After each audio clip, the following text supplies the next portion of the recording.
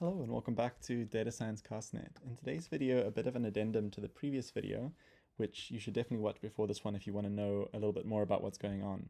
But essentially, in the previous video, we were showing these things called neural cellular automata, really exciting, fun niche, and then we were using them to do things like play games, including Pictionary and solving mazes, and generally having a bit of fun.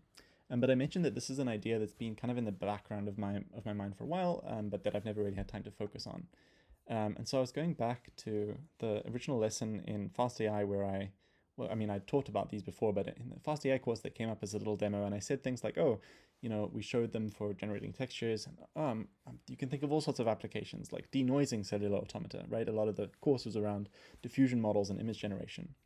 Stylizing or image restoration cellular automata. I kind of threw those ideas out there, kind of in the hopes that someone else would take them. And I could totally have tried them then, right? But it would have been a lot of work.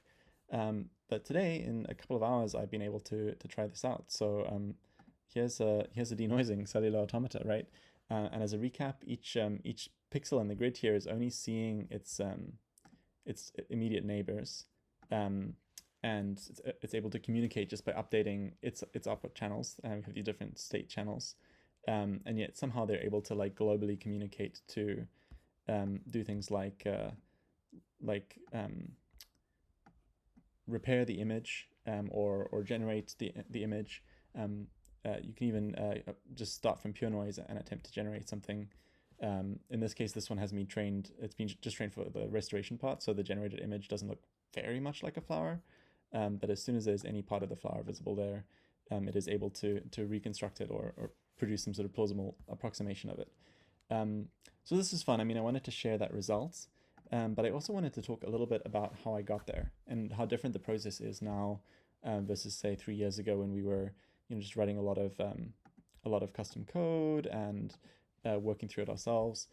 So today, what I did was in the previous video when we were talking about games, I linked this gist that's like, here is a sort of minimal starter that you could give to your agent if you wanted to start experimenting. And so to test that out today, what I did was in Codex, I said I would like to use neural cellular automata as image generators.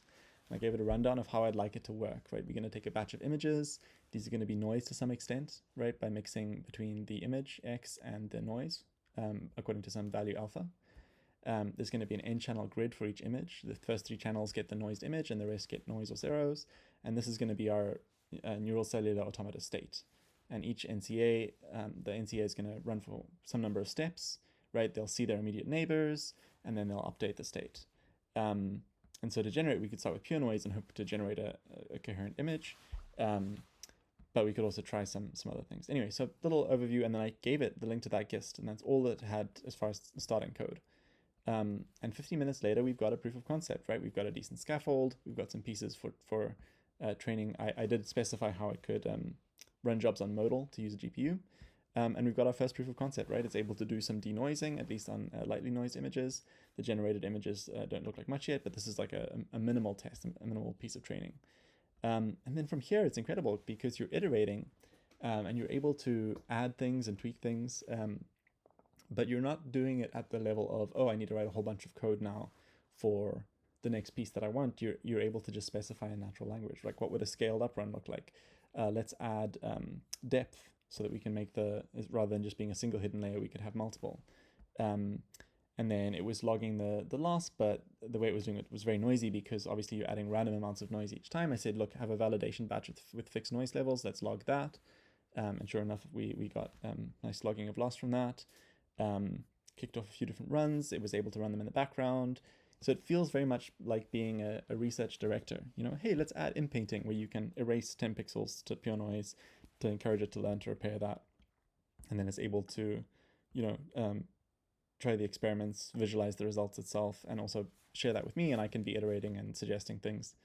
And yeah, even things like this beautiful app, right, where we can check out the different hidden state channels, load different random images, apply different amounts of noise, click on erase, and then run the cellular automata forward and see what happens as it repairs the damage and predicts, and then continue to see what happens as it goes for much longer than it ever does during training.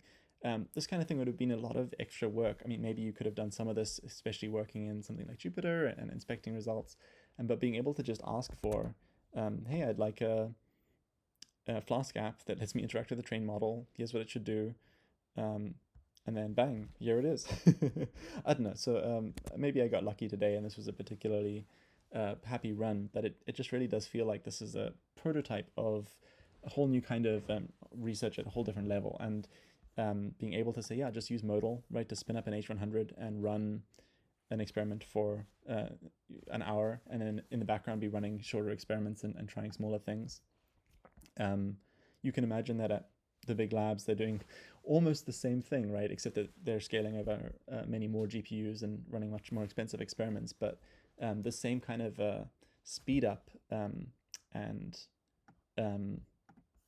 iteration that's now possible is kind of accessible to us too, just at a much lower level. And it all worked seamlessly. I never had to worry about PyTorch devices differences between my local MacBook using NPS versus modal. I didn't have to futz with remembering weird APIs or PyTorch shaping or matplotlib for plotting the outputs. Instead you're just operating at this very nice high level of like, okay, how's it looking? Let's try this, let's try that.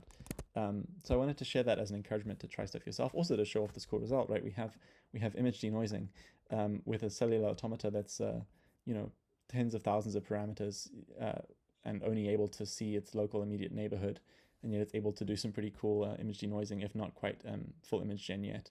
Although this was a very small, like 5-minute run, so I think the longer run at least had some slightly better coherence.